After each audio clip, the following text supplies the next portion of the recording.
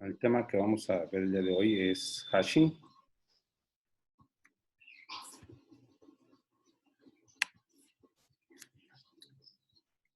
Hashing viene de la palabra hash, no tiene como tal una traducción directa en español, pero lo podemos definir como mapear un valor a un índice entero y por lo tanto podemos tener nosotros lo que se llama una hash table o una tabla de valores hash, que sería un arreglo que nos va a almacenar diferentes elementos utilizando hashing para obtener ese valor.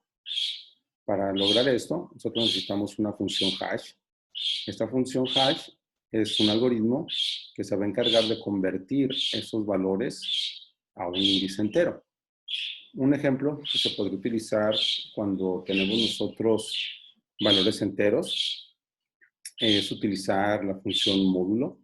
La función módulo en la mayoría de los lenguajes de programación se representa con el signo de %. Entonces, aquí en el ejemplo, la función está definida como hf de i. hf es el hash function, la función hash, y es el valor del índice. Y entonces el valor que nosotros vamos a obtener para asignarlo dentro de la posición del arreglo va a ser el valor de i obteniendo el módulo de acuerdo al tamaño de mi arreglo. Por ejemplo, si mi tamaño del arreglo es de 10, entonces vamos a sacar el módulo de 10 a los diferentes valores. Vamos a suponer que yo tengo como valores el 11, 49, 24 y el 7. Entonces, al momento de sacarle el módulo 10 al número 11, el resultado es 1. Sacarle el módulo 10 al 49, el resultado es 9. Módulo 10 de 24, el resultado es 4. Y módulo 7, módulo 10 del número 7, el resultado es 7. Entonces, al momento que nosotros generamos nuestra tabla, vamos a tener, por una parte, el valor del índice del arreglo, que en este caso, al ser 10 posiciones, va de 0 a 9. Y nosotros tenemos en cada una de esas posiciones el valor que corresponde a lo que nosotros fuimos ingresando. Por ejemplo, el número 11, ¿en qué posición quedó? Quedó en la posición 1, que fue el resultado del módulo 10 de 11, que es el 1. El número 49 quedó en la posición número 9. El número 24 quedó en la posición número 4. Y el número 7 queda en la posición número 7. Cuando nosotros estamos trabajando en programación orientada a objetos, lo común es que necesitamos sacar el hashing de los objetos. Obtenerlo del número entero, como vimos anteriormente, pues es muy sencillo. Simplemente tomamos el valor que tenga y le sacamos el módulo con el tamaño del arreglo que voy a utilizar para almacenar los diferentes valores. Pero cuando trabajamos con objetos, aquí es un poquito diferente. Todos los objetos en Java tienen un método que se llama hashcode. Ese método viene heredado desde la superclase. Es decir, si uno no lo implementa, ya trae una implementación. Y este método hashcode regresa un código hash que es un valor entero para ese objeto. Y nosotros podríamos hacer uso de ese método hashcode para obtener lo que sería el índice preferido. Ahora, ¿qué pasa cuando nosotros tenemos nuestras propias clases? Nosotros podemos implementar nuestro propio método hashcode. Y de acuerdo a esa implementación, al momento de utilizarlo, pues simplemente vamos a recuperar el valor de acuerdo a lo que nosotros implementemos. Por ejemplo, el hashcode para cadenas, que ya está predefinido, lo podemos revisar en este pequeño bloque de código.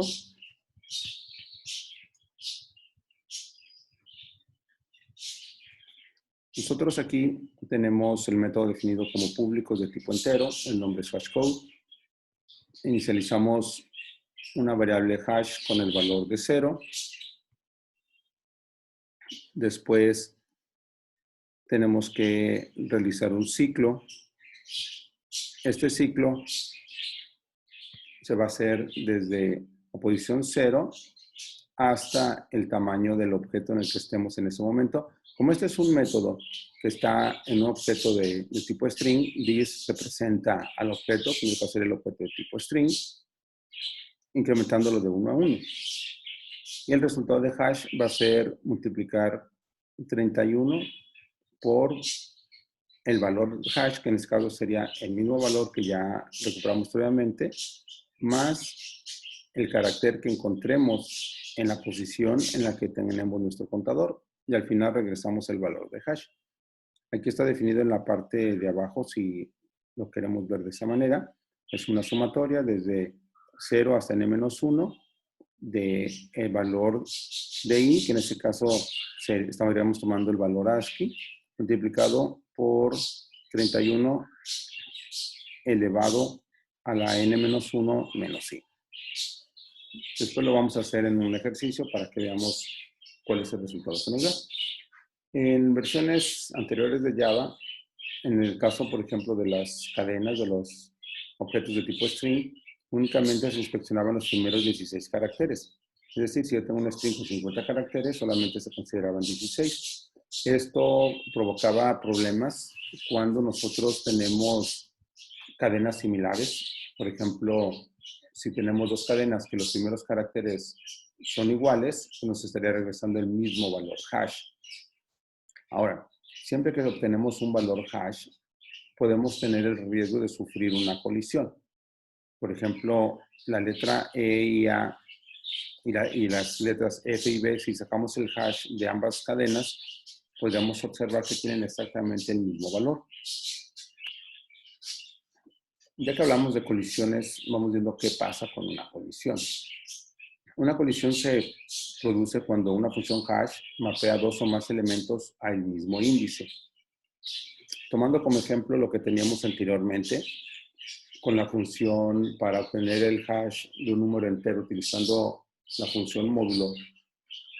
Si en nuestra serie anterior de números, que era 11, 49, 24 y 7, quisiéramos agregar el número 54, vamos a tener una colisión con el número 24. ¿Por qué razón? Porque el módulo 10 de 24 es 4 y el módulo 10 de 54 también es 4. Entonces, si vemos la tabla de la parte de abajo, ¿qué valor tendríamos al final en la posición 4 de mi arreglo? Tendríamos el valor 54 y estaríamos perdiendo el valor número 24. Para solucionar este tipo de problemas, existe lo que se le llama resolución de colisión o collision resolution, que son algoritmos que ya están hechos para resolver colisiones, específicamente en el caso que estamos hablando ahorita, que es hacer tablas hash. Existen diferentes formas de resolver las colisiones. Una forma es lo que se le llama probing, o si lo traducimos literalmente al español sería sondeo. Y este algoritmo lo que hace es resolver la colisión simplemente moviendo la posición a otro índice. Y existen diferentes formas de hacer este sondeo. Hay una forma que es el sondeo lineal o linear probing, que lo que hace es, en caso de que exista una colisión, simplemente se coloca el elemento en la siguiente posición de nuestro arreglo. Es decir, si nosotros ya insertamos 11, 49, 24 y 7, ya tenemos ocupados la posición 1, la 9, la 4 y la 7. Al momento de querer agregar el número 54, al hacer colisión con lo que está en la posición número 4, que ya tenemos el número 24, ¿qué hacemos? Tomamos la siguiente posición. La siguiente posición sería la posición número 5, que sabemos que en este caso está vacía. Entonces simplemente ponemos el 24 en la posición número 5. Hay otra forma que se puede utilizar que se le llama clustering. Hacer un clúster es simplemente hacer como una agrupación. Entonces, lo que hacemos en caso de clustering es que vamos a hacer una acumulación de elementos utilizándose los índices contiguos. Esto nos va a provocar que nuestra búsqueda en la tabla se vuelva lenta, porque se debe hacer un recorrido a través de toda la tabla. Por ejemplo, tomando los mismos valores 11, 49, 24 y 7, ya tenemos ocupadas las posiciones 1, 9, 4 y 7.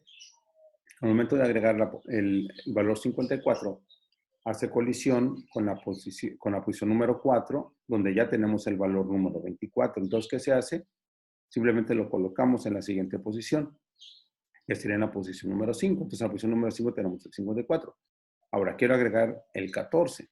¿Qué va a pasar con el 14? Primero, va a hacer colisión con el 24 porque va a tratar de ponerlo en la posición número 4. El módulo de 14, el módulo 10 es 4. El 4 ya está ocupado. Lo va a tratar de poner en la siguiente posición, que sería en la posición número 5. Ya también está ocupada por el 54. Entonces, ¿qué es lo que va a hacer? Lo va a poner en la siguiente posición disponible, que sería la posición número 6. Entonces, en la posición número 6 queda el número 14.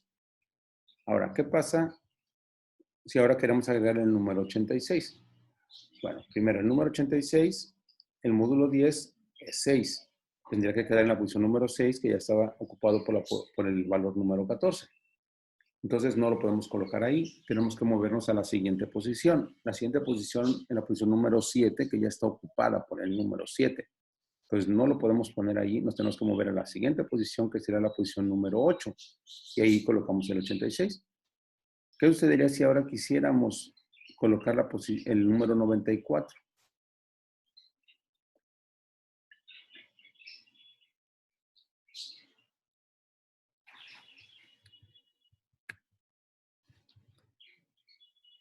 Otra forma de resolver las colisiones es lo que se le llama encadenamiento o chaining.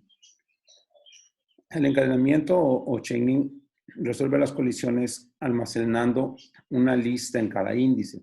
Es decir, en lugar de tener valores individuales en cada uno de los índices, lo que vamos a tener como valor en cada índice es una lista enlazada, donde en esa lista enlazada tenemos los diferentes valores asociados a esa posición.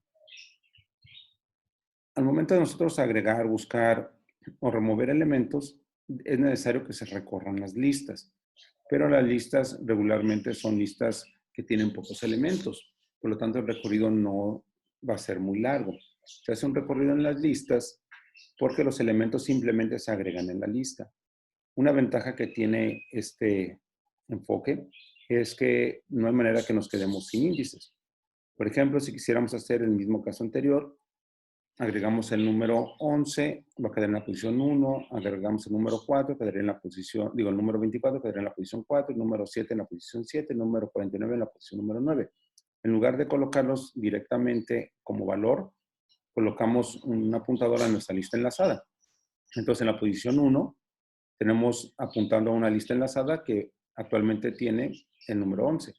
En la posición número 4, tendríamos un apuntador hacia una lista que inicialmente tiene el número 24, el 7 tiene una lista que apunta inicialmente un número 7 y el 9 a una lista que inicialmente apunta el número 49. Al momento de insertar el número 54, le tocaría en la posición número 4, entonces simplemente nos vamos a la lista que está en la posición número 4 y agregamos el elemento, entonces quedaría el 24 y el 54. Al momento que quisiéramos agregar el número 14, tomamos la lista que está en la posición número 4 y le agregamos el número 14. Entonces, si yo quisiera buscar un elemento, por ejemplo, quiero buscar el 54, ¿qué es lo que hago? Obtengo el módulo 10 de 54 y dice, bueno, debe de estar en la posición número 4. Me voy a la posición número 4 y recorro la lista para ver si existe el número 54, que sería la forma de realizar una búsqueda. Al momento que nosotros estamos trabajando con tablas hash, van a llegar momentos en que quizás sea necesario reorganizar la tabla. Estos procesos se le llaman rehashing. Esto que sería, no es otra cosa más que recalcular los valores hash que tiene la tabla. Para esto nosotros tendríamos que crecer a un arreglo de mayor tamaño en caso de que mi tabla esté muy llena. Eso no es posible hacerlo simplemente copiando los elementos. Es necesario hacer totalmente un proceso diferente, ya que nuestro algoritmo para calcular el valor del hash, en este caso estábamos utilizando como parte del cálculo el tamaño del arreglo. Entonces, originalmente tenía 10 valores y ahora voy a tener 20 posibles posiciones. Los resultados van a ser diferentes a la hora de hacer los cálculos. Entonces, a la hora de hacer un rehash, por ejemplo, con los datos que teníamos anteriormente, podrían quedar de esta manera. Cuando nosotros hacemos un rehash, nosotros debemos de tomar en cuenta lo que se le llama un factor de carga. Un factor de carga es una proporción del número de elementos entre el tamaño de la tabla hash. Esto nos va a dar un número decimal. Muchas colecciones o estructuras que ya están predefinidas en la mayoría de los lenguajes hacen un rehash cuando el factor de carga es mayor o igual a 0.75, es decir, que ya tengo ocupados más del 75% de los valores posibles dentro del arreglo. Esto es porque mientras más llena esté la tabla, si estoy utilizando chaining, por ejemplo, mis listas enlazadas van a quedar más largas. Y esto va a hacer que cualquier operación de búsqueda, agregar o remover se realice de una manera más lenta. Un enfoque también muy común es que se utilizan números, el valor de un número primo grande como tamaño de la tabla, para evitar lo más posible que la tabla se sature.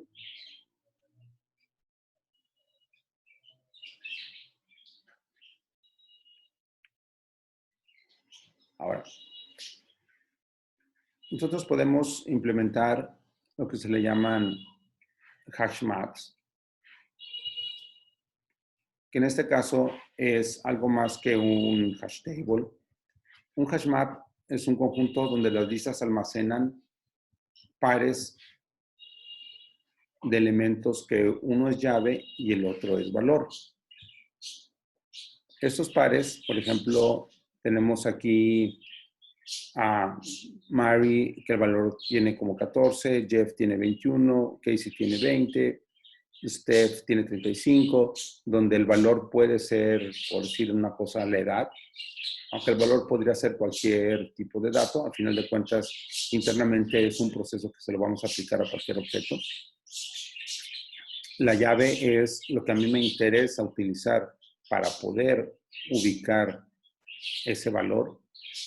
Entonces, aquí, por decir una cosa, al momento de agregar a Mary, esa llave, nosotros lo que vamos a hacer es obtener un valor hash de esa llave y de acuerdo al valor hash de esa llave, nosotros lo vamos a almacenar en la posición que le corresponde. Pero en lugar de apuntar simplemente hacia un elemento individual o un elemento primitivo como lo que teníamos anteriormente, una lista de enteros, aquí lo que vamos a apuntar es una lista de objetos de cierto tipo. Entonces, en la posición, por ejemplo, número 2, tendríamos almacenado Steph con el valor 35. En el elemento número 5 tendríamos almacenado Mary con el número 14. En el elemento número 9 tendríamos almacenado a Jeff con el 21 y a Casey con el 20. Si se fijan, este formato sigue siendo igual que el esquema de un chaining. Aquí la diferencia es que no estamos introduciendo solamente un valor y buscarle en qué índice va a quedar almacenado, sino que ya estamos introduciendo, si lo queremos ver en objetos, estaremos introduciendo instancias de objetos, es decir, objetos que tienen diferentes atributos. En este caso tenemos 2 atributos en cada uno de ellos, donde cada uno de estas instancias es un elemento de mi lista enlazada.